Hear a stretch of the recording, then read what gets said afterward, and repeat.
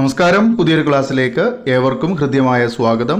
ഇനി വരാനിരിക്കുന്ന +2 ഹിസ്റ്ററി പരീക്ഷയ്ക്ക് നിർബന്ധമായും പഠിച്ചു പോകേണ്ട എസ്സേ ചോദ്യങ്ങളും അതിൻ്റെ ഉത്തരങ്ങളും അതേത് ചാപ്റ്ററിലാണ് ഉൾപ്പെടുന്നത് എന്നുമാണ് ഇന്ന് ഉൾപ്പെടുത്തിയിരിക്കുന്നത്. എസ്സേ ചോദ്യം എന്ന് പറയുമ്പോൾ 8 മാർക്കിൻ്റെ ചോദ്യമാണ്. ക്വസ്റ്റ്യൻ പേപ്പറിലെ അവസാനത്തെ 3 ചോദ്യങ്ങൾ, അതിൽ നിന്ന് 2 ചോദ്യങ്ങളാണ് ഉത്തരമായിട്ട് എഴുതേണ്ടത്. ചോയ്സ് ഉണ്ട്. അപ്പോൾ എന്തായാലും നമുക്ക് കാര്യത്തിലേക്ക് പോകാം. പ്രധാനമായിട്ടും എസ്സേ ചോദിക്കാൻ സാധ്യത കാണുന്ന ഒരു ചാപ്റ്ററാണ് പ്രമേയം 1 ഇഷ്ടികകൾ, കന്മണികൾ, അസ്ഥികൾ എന്ന് പറയുന്ന ചാപ്റ്റർ. ഈ ചാപ്റ്ററിലെ മോഹൻജൊദാരോയിലെ നഗരാസൂത്രണത്തിൻ്റെ സവിശേഷതകൾ എന്ന ഒരു ടോപ്പിക്കുണ്ട്. മോഹൻജൊദാരോയിലെ നഗരാസൂത്രണത്തിൻ്റെ സവിശേഷതകൾ എന്ന് പറഞ്ഞിട്ടുള്ള ചോദ്യമാണ്. അപ്പോൾ സവിശേഷതകൾ എന്ന് ചോദിക്കാം, അല്ലെങ്കിൽ പ്രത്യേകതകൾ എന്ന് ചോദിക്കാം.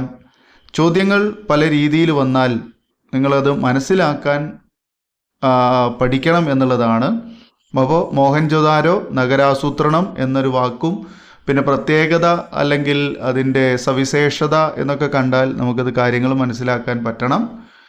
ഓക്കെ, അപ്പോൾ എന്തൊക്കെയാണ് അവിടുത്തെ പ്രധാനപ്പെട്ട സവിശേഷതകൾ എന്നുള്ളതാണ്. നഗരത്തെ 2 ഭാഗങ്ങളായിട്ട് തിരിച്ചിട്ടുണ്ട്. കോട്ട, കീഴ്പട്ടണം എന്നിങ്ങനെയാണ്. കോട്ട എന്താണ്, കീഴ്പട്ടണം എന്താണ്, പിന്നെ അവിടുത്തെ അഴുക്കുചാൽ സമ്പ്രദായങ്ങൾ എന്തൊക്കെയാണ് തുടങ്ങിയിട്ടുള്ള കാര്യങ്ങളൊക്കെയാണ് നമ്മൾ പ്രധാനമായിട്ടും ഈ ഒരു ടോപ്പിക്കിൽ ഈ സവിശേഷതകൾ എന്ന് പറയുന്ന ഭാഗത്ത് ഉൾപ്പെടുത്തിയിട്ട് പഠിക്കേണ്ടത്. അപ്പോൾ കോട്ട എന്ന് പറഞ്ഞാൽ സിറ്റാഡൽ എന്നാണ് നമ്മളതിനെ പറയുന്നത്. നഗരത്തിൻ്റെ ഉയർന്ന ഭാഗത്താണ് കോട്ട. ഇതിനെ മതിലുകൾ കെട്ടി സംരക്ഷിച്ചിട്ടുണ്ട്. ഏറ്റവും സവിശേഷതയാർന്ന നിർമ്മിതികളായിട്ടാണ് കലവറ അഥവാ ധാന്യപ്പുര, വലിയ കുളപ്പുര എന്നിവ.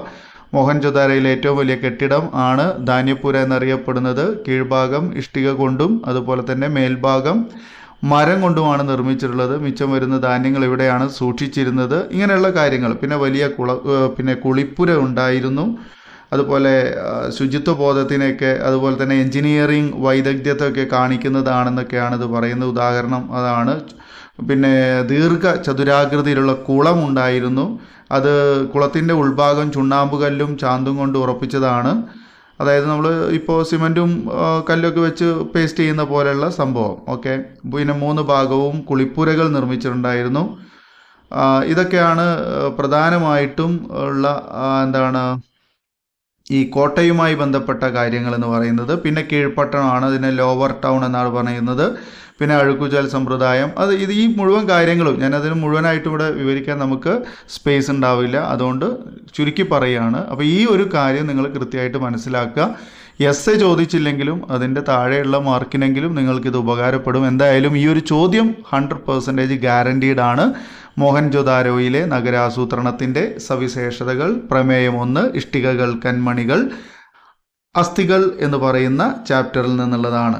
ഓക്കെ, ഇനി നമുക്ക് എസ്സേ വരാൻ സാധ്യതയുള്ള വളരെ ഇമ്പോർട്ടൻ്റ് ആയിട്ടുള്ള ഒരു ചോദ്യമാണ്. 2ാമത്തെ ബുക്കിൽ നിന്നുള്ള കലാപകാരികളും ബ്രിട്ടീഷ് രാജ്യം എന്ന് പറഞ്ഞിട്ടുള്ളൊരു ചാപ്റ്റർ ഉണ്ട്. പ്രമേയം 11 ആണ്.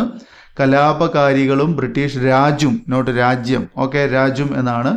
ഇതിൽ 1857 കലാപവും പിന്നെ കലാപത്തിൻ്റെ കാരണങ്ങൾ, അതുപോലെ തന്നെ കലാപത്തിൻ്റെ നേതാക്കന്മാർ, കേന്ദ്രങ്ങൾ, പിന്നെ ഈ കലാപവുമായി ബന്ധപ്പെട്ട കിംവദന്തികൾ അല്ലെങ്കിൽ അഭ്യൂഹങ്ങൾ അല്ലെങ്കിൽ പ്രവചനങ്ങൾ, ഇതൊക്കെ വളരെ ഇമ്പോർട്ടൻ്റ് ആയിട്ടുള്ളതാണ്. അപ്പോൾ ഇതെല്ലാം കൂടെ ഉൾപ്പെടുത്തിക്കൊണ്ട് നമുക്കൊരു എസ്സേ ചോദിക്കാൻ സാധ്യതയുണ്ട്.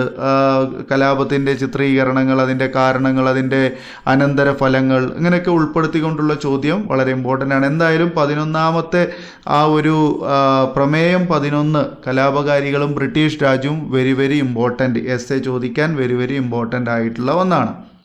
12ാമത്തെ പ്രമേയം 12ലേക്ക് പോവുകയാണെങ്കിലും അത് ഇമ്പോർട്ടൻ്റ് ആണ്. മഹാത്മാഗാന്ധിയും ദേശീയ പ്രസ്ഥാനവും എന്നാണ് ചാപ്റ്ററിൻ്റെ പേര്. മഹാത്മാഗാന്ധിയെ മാറ്റി നിർത്തിക്കൊണ്ട് നമുക്ക് ഇന്ത്യൻ ദേശീയ പ്രസ്ഥാനത്തെക്കുറിച്ച് ചർച്ച ചെയ്യാൻ ഒരിക്കലും സാധ്യമല്ല എന്നറിയാം.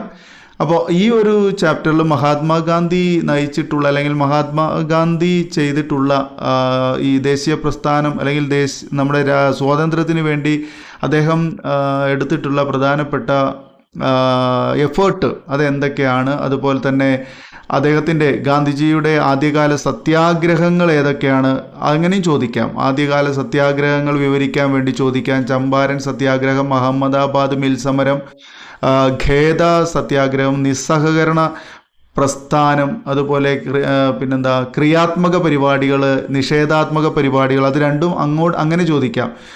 ക്രിയാത്മക പരിപാടികളും നിഷേധാത്മക പരിപാടികളും ഏതൊക്കെയാണ്? പിന്നെ നിസ്സഹകരണ പ്രസ്ഥാനം വേറെ തന്നെ ചോദിക്കാവുന്നതാണ്. സിവിൽ നിയമലംഘന പ്രസ്ഥാനം, സിവിൽ നിയമലംഘന പ്രസ്ഥാനം ചോദിക്കാം. ദണ്ഡിയാത്ര ചോദിക്കാം. ക്വിറ്റ് ഇന്ത്യ പ്രസ്ഥാനം സെപ്പറേറ്റ് ഒരു ചോദ്യം വരുന്നതാണ്, ഷുവർ ക്വസ്റ്റ്യൻ ആണ്. ജാലിയൻ വാലാബാഗ്, റൗലത്ത് ആക്ട്, ഖിലാഫത്ത് പ്രസ്ഥാനം, ചൗരി ചൗര സംഭവം, ഇതൊക്കെ വളരെ ഇമ്പോർട്ടൻ്റ് ആണ്. വട്ടമേശ സമ്മേളനങ്ങൾ ചോദിക്കാം. ഗാന്ധി ഇർവിൻ ഉടമ്പടി ചോദിക്കാം.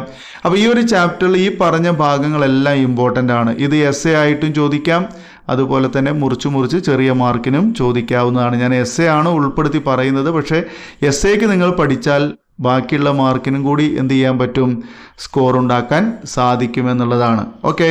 പിന്നെ അതുപോലെ തന്നെ ഈ വിഭജനത്തെ മനസ്സിലാക്കൽ എന്ന് പറഞ്ഞുകൊണ്ട് പ്രമേയം 13 വിഭജനത്തെ മനസ്സിലാക്കൽ, അതിൽ ഇന്ത്യ വിഭജനത്തെ തുടർന്നുണ്ടായിട്ടുള്ള ദുരന്തങ്ങൾ എന്തൊക്കെയാണ്, അതുപോലെ മുസ്ലിം ലീഗും പാകിസ്ഥാൻ്റെ വരവും, അങ്ങനെയുള്ള ഭാഗങ്ങളൊക്കെ ഒന്ന് ക്യാബിനറ്റ് മിഷനെ കുറിച്ചൊക്കെ ഒന്ന് പഠിച്ചു വെക്കുക. അത് അത്രയ്ക്ക് ഇമ്പോർട്ടൻ്റ് അല്ലെങ്കിലും നമുക്ക് ചെറിയ മാർക്കിനെങ്കിലും ചോദിക്കാൻ സാധ്യതയുള്ളതാണ്, പക്ഷേ എസ് എക്ക് സാധ്യതയില്ല. ഞാനത് കണ്ടപ്പോൾ പറഞ്ഞു എന്നുള്ളൂ.